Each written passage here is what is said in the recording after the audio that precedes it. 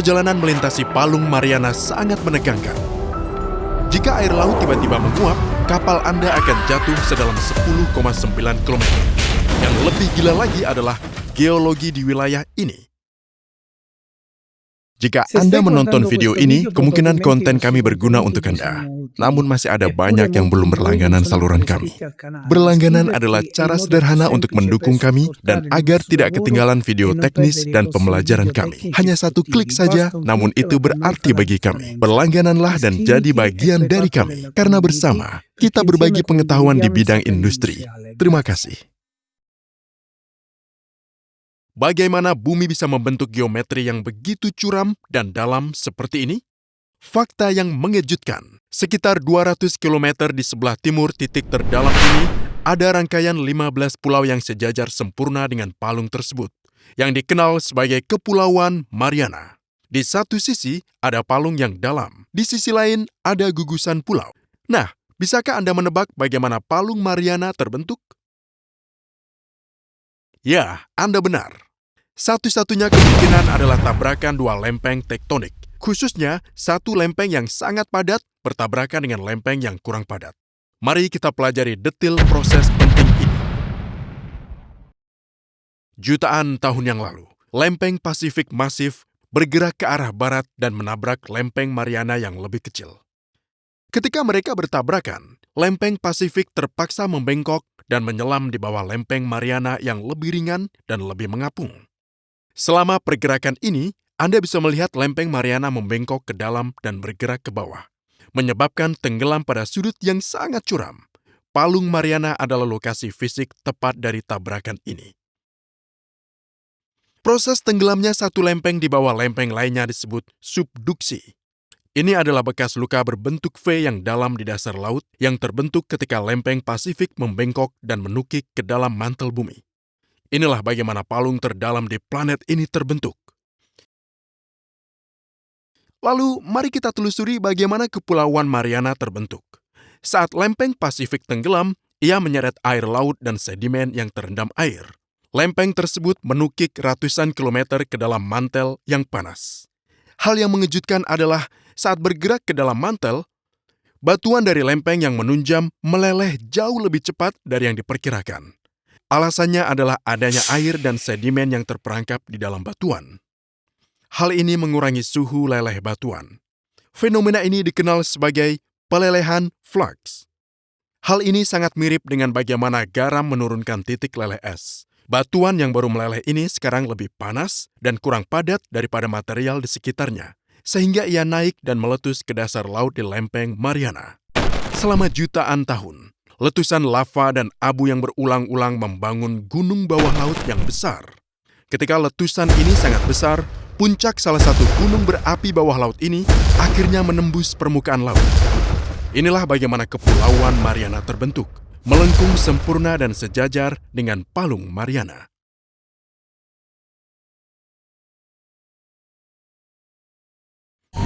Di ujung selatan Palung Mariana, terdapat titik yang luar biasa dalam.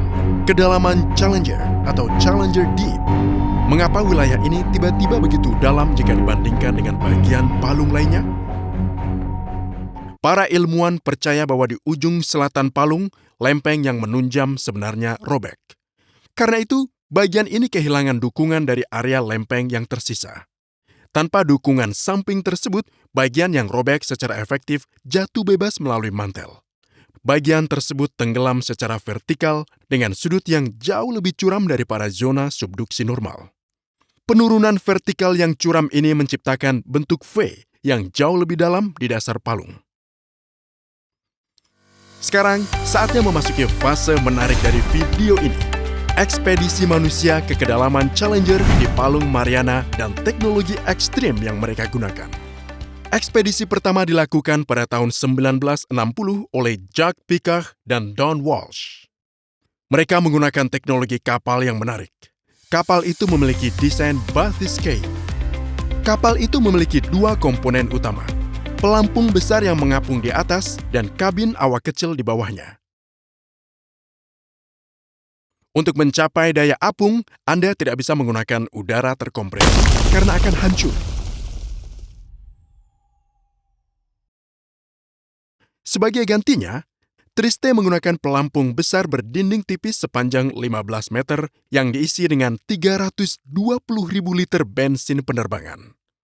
Karena bensin lebih ringan daripada air, bensin memberikan daya apung positif yang dibutuhkan untuk mengangkat kapal.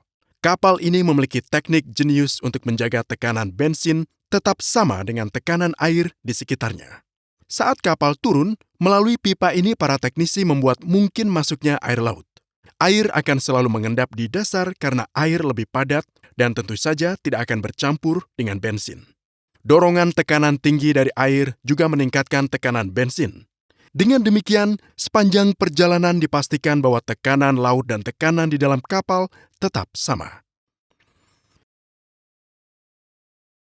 Bagian utama selanjutnya dari desain ini adalah bola, kabin awak. Ini adalah satu-satunya bagian kapal yang benar-benar harus menahan tekanan. Bola tersebut sebenarnya adalah benteng dengan baja tempa berkekuatan tinggi setebal 13 cm. Diameter dalam bola hanya 1,93 meter, hampir tidak cukup ruang untuk 2 orang duduk. Untuk menenggelamkan kapal, awak kapal membanjiri tangki dan membawa 9 ton pelet besi yang ditahan dalam 2 wadah besar oleh elektromagnet. Penurunan memakan waktu 4 jam 47 menit.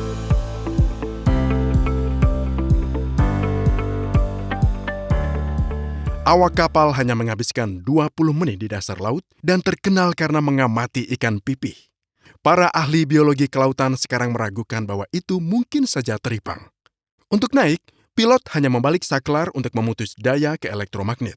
Pemutusan daya melepaskan pelet besi dan kapal yang sekarang mengapung karena pelampung bensinnya akan mulai perlahan naik ke permukaan. Kenaikan memakan waktu 3 jam 15 menit.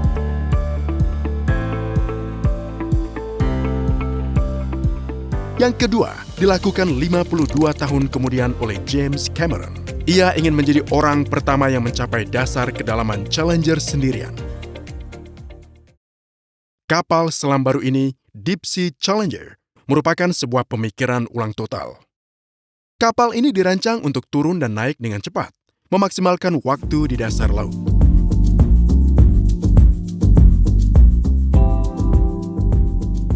Deep Sea Challenger dibuat di sekitar busa baru yang dipatenkan. Busa yang memiliki kekuatan luar biasa ini menempati 70% volume kapal selam. Yang mengejutkan, material yang sama juga membantu kapal selam mengapung. Bobotnya lebih ringan dari air, bahkan lebih ringan dari bensin. Bahkan, para peneliti harus mengembangkan busa baru bernama ISOFLOAT yang bisa menahan tekanan luar biasa di kedalaman Challenger. Karena semua busa yang ada gagal di bawah tekanan ini. Busa tersebut tidak hanya berada di dalam kapal selam. Busa tersebut merupakan struktur utama kapal selam. Desain ini juga menampilkan sebuah bola. Karena Cameron adalah pilot tunggal, bola tersebut bisa jauh lebih kecil. Sistem ini beroperasi dengan prinsip pemberat yang sama, tetapi dengan teknologi modern. Kapal selam tersebut membawa 450 kg pemberat baja. Kapal selam Trieste hanya bisa bergerak naik dan turun. Tetapi Challenger memiliki 12 pendorong listrik bertenaga tinggi untuk mobilitas 3D seutuhnya di dasar laut. Proses penyelaman hanya memakan waktu 2 jam 36 menit.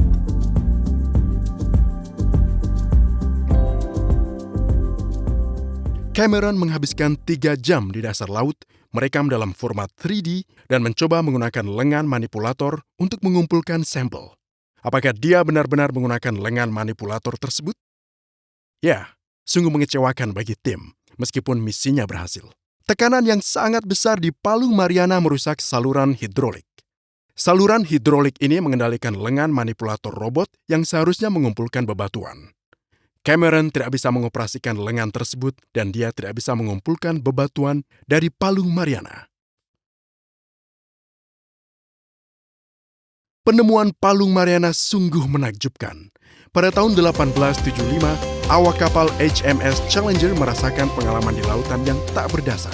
Pada tanggal 23 Maret 1875, kapal tersebut berlayar di Pasifik Barat, barat daya Guam. Awak kapal berhenti untuk melakukan pengukuran kedalaman rutin.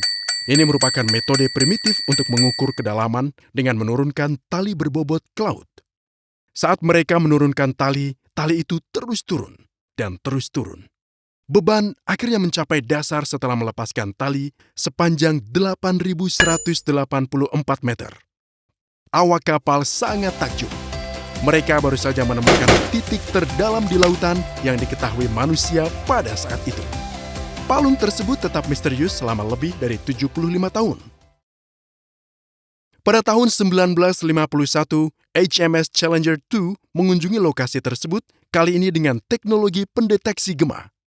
Mereka mencatat kedalaman hampir 11.000 meter. Inilah mengapa titik terdalam bumi tersebut mendapatkan nama itu sebagai penghormatan kepada HMS Challenger 2.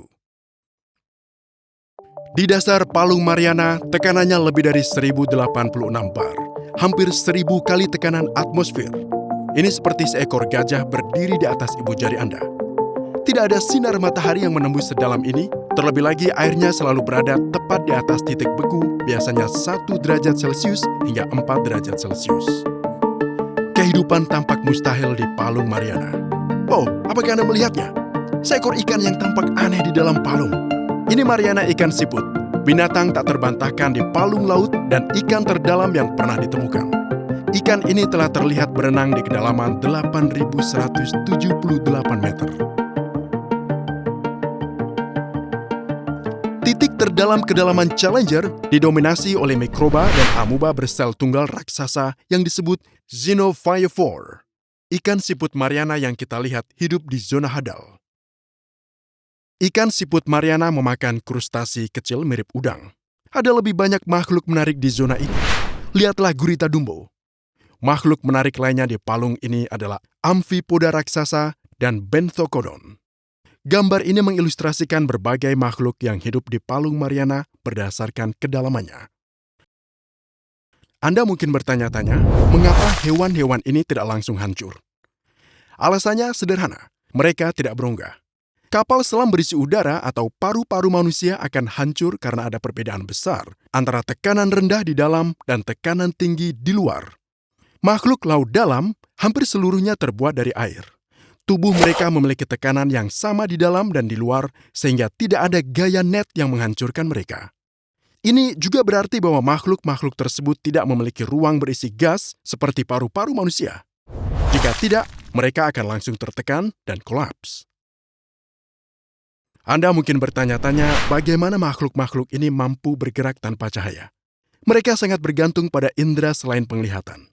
Banyak di antaranya memiliki gurat sisi yang sangat berkembang, organ yang bisa merasakan perubahan kecil dalam tekanan dan getaran air, membuat mereka mampu mendeteksi predator atau mangsa yang bergerak di dekatnya. Untuk memahami seberapa dalam Palung Mariana, bayangkan perbandingan imajiner ini. Tinggi Gunung Everest adalah 8.849 meter, titik tertinggi di planet Bumi. Jika Anda mengambil Gunung Everest dan meletakkannya ke dalam kedalaman Challenger dengan bagian dasarnya terlebih dahulu, puncaknya bahkan tidak akan muncul di permukaan air. Puncak Everest akan berada lebih dari 2 km di bawah permukaan air. Terdapat spekulasi luas di internet bahwa Palung Mariana merupakan harta karun mineral langka. Namun, pada kenyataannya tidak ada deposit mineral langka yang signifikan di Palung Mariana yang telah diidentifikasi secara publik untuk penambangan. Diskusi luas tentang mineral tanah yang langka di laut dalam seringkali berfokus pada bagian lain Samudra Pasifik, sebagian besar pada kedalaman 4.000 hingga 6.000 meter. Misalnya Pulau Minamitori dan zona Clarion, Clipperton. Pulau Minamitori adalah zona ekonomi eksklusif Jepang. Endapan lumpur yang kaya akan unsur tanah langka telah dikonfirmasi di sini.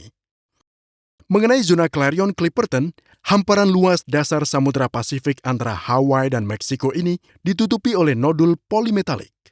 Batuan seukuran kentang ini kaya akan mangan, nikel, kobalt, dan tembaga, serta mengandung unsur tanah yang langka. Namun perlu dicatat bahwa baik area Pulau Minamitori maupun zona Clarion Clipperton masih dalam tahap eksplorasi, pengujian, dan regulasi. Penambangan skala komersial belum dilakukan di kedua lokasi tersebut. Para ilmuwan telah memecahkan banyak misteri seputar Palung Mariana. Namun, satu misteri masih tetap ada. Apakah Palung Mariana bertindak sebagai pencuri air? Inilah misterinya. Para peneliti dari Universitas Washington dan Universitas Stony Brook mempelajari pergerakan lempeng tektonik secara detail. Mereka terutama menganalisis batuan terhidrasi yang tenggelam ke mantel. Studi mereka menemukan bahwa batuan terhidrasi membentang hingga 32 km di bawah dasar laut. Perhitungan mereka membuktikan bahwa air menembus mantel 3 kali lebih banyak daripada yang diperkirakan sebelumnya. Air ini seharusnya entah bagaimana mencapai kembali ke lautan. Permukaan laut tetap relatif stabil untuk jangka waktu yang cukup lama. Satu-satunya pilihan adalah letusan gunung berapi. Inilah masalahnya. Studi menunjukkan air yang keluar dari letusan gunung berapi jauh lebih sedikit daripada air yang ditelan oleh mantel. Kemana perginya air yang tersisa? Ini masih menjadi misteri bagi para ilmuwan. Jika Anda ingin memvisualisasikan seberapa dalam Palung Mariana, silakan ikuti animasi menarik ini.